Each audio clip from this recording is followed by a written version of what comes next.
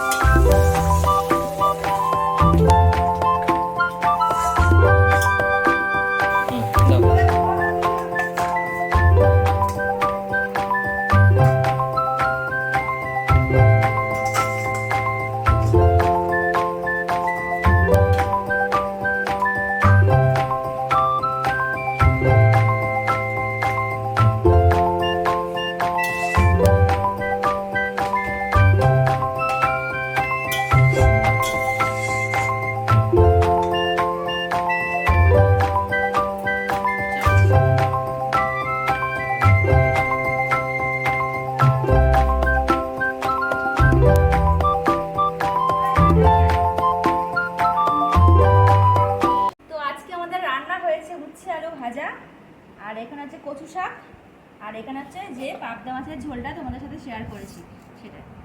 হ্যাঁ, আর এই ঝালটা তো এটা আমি এখনো খাইনি, খেয়ে দেখবো কেমন কি হয়েছে, তারপরে তোমাদেরকে বলবো।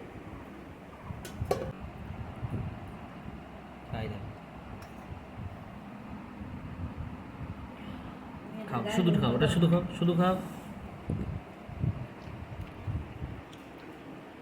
বলো কেমন হয়েছে, কে বলো। এরকম দেখা, এই যে এরকম দেখাবি তো, হাত দিয়ে দেখাবি তো, বলবে তো।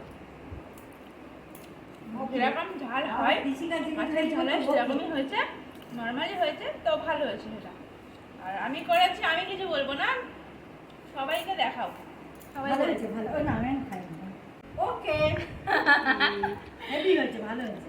তারপরে আমি যেভাবে করেছি তোমরাও বাড়িতে ট্রাই করে দেখো কেমন।